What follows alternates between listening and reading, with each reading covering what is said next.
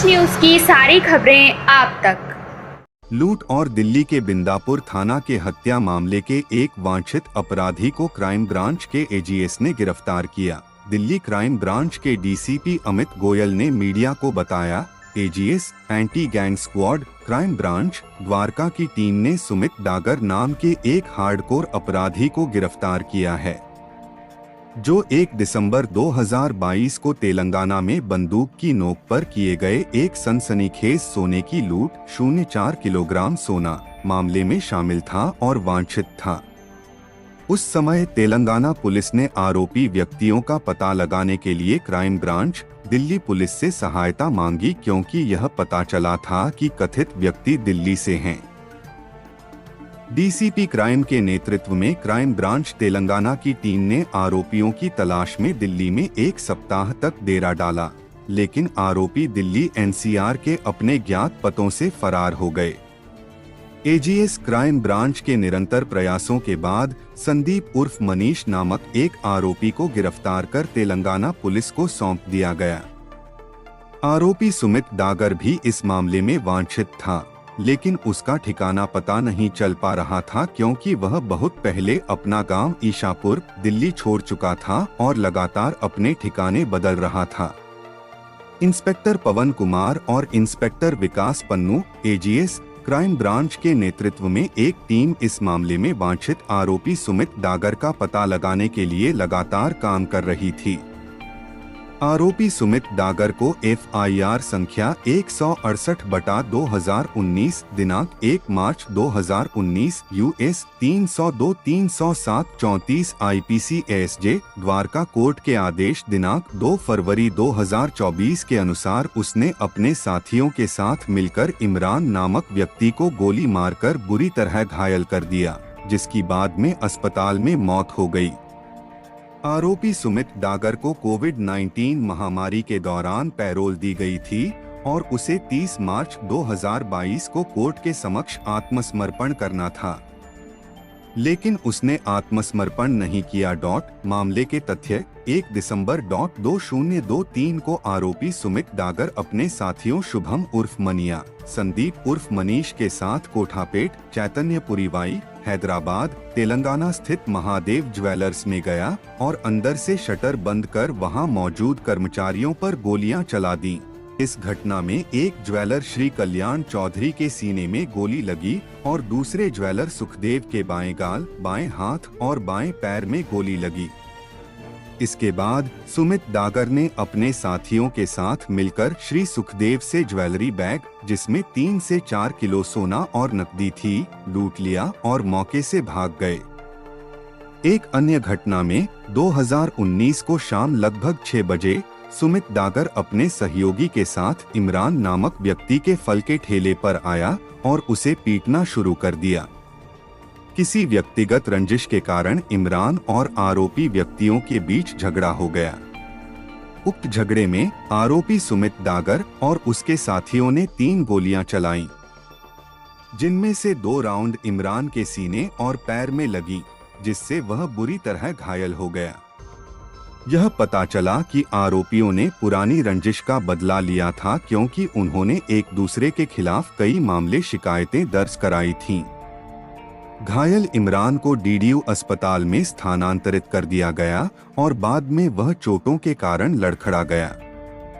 दिल्ली के उत्तम नगर निवासी समीम की शिकायत पर एफआईआर संख्या 169/2019 धारा 307-302-34 आईपीसी और 25/27 आर्म्स एक्ट के तहत थाना बिंदापुर दिल्ली में मामला दर्ज किया गया। सूचना, टीम और कार्रवाई एसआई कुलदीप सिंह और ASI Rajesh Singh. AGS crime branch को एक गुप्त सूचना मिली थी कि आरोपी सुमित डागर रोहिणी दिल्ली में छिपा हुआ है। यह भी पता चला कि आरोपी किसी भी फोन का उपयोग नहीं कर रहा था और रोहिणी दिल्ली में फ्लैटों में छिपा हुआ था। गुप्त मुखबिरों के साथ साथ आरोपी व्यक्तियों के पहले के संपर्कों से जानकारी एकत्र की गई थी। हेड कांस्टेबल राहुल कुमार ने तकनीकी पहलुओं पर काम किया और साथ ही आरोपी के स्थान को भी इंगित किया। यह भी पता चला कि आरोपी हत्या, डकैती, अवैध हथियारों के कई मामलों में शामिल था और पूरे भारत में लगातार अपराध में शामिल था। एक सप्ताह तक कड़ी मेहनत करने के बाद तकनीकी के साथ साथ मैनुअल तलाशी के माध्यम से सफलता मिली।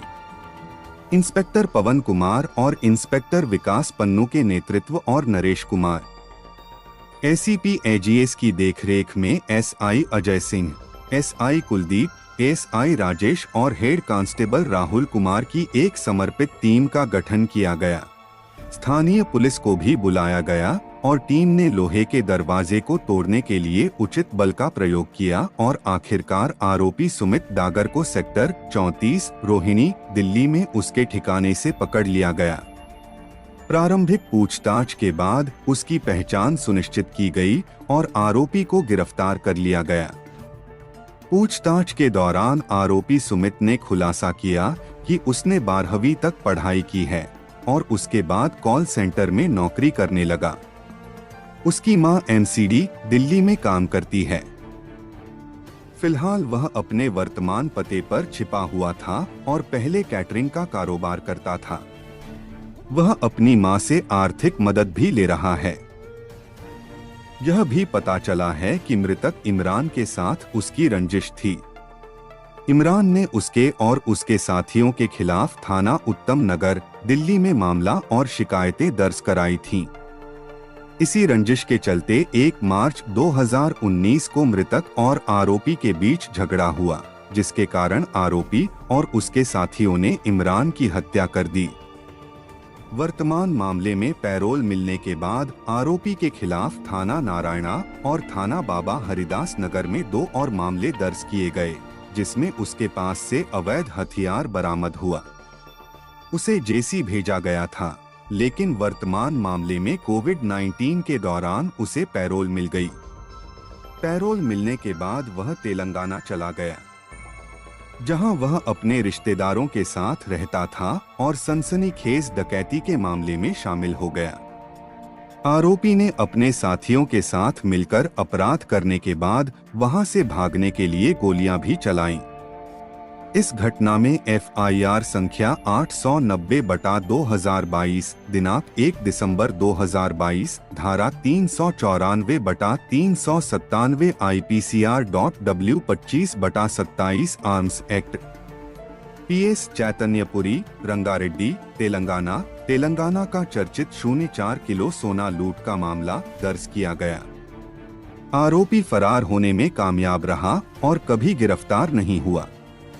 कई जगहों पर छिपने के बाद वह वर्ष 2023 में वापस दिल्ली आया और अपने किराए के पते बदलकर अपने परिवार के साथ रहने लगा। वह रोहिणी में छिपा हुआ था, जहां वह एक खाद्य ठेला चला रहा था और अपनी पत्नी के साथ रह रहा था। आरोपी की संलिप्तता वह दिल्ली और तेलंगाना के विभिन्न पुलिस स्टेशनों के हत्या, सशस्त्र डकैती आदि सहित जघन्य प्रकृति के 6 मामलों में शामिल पाया गया।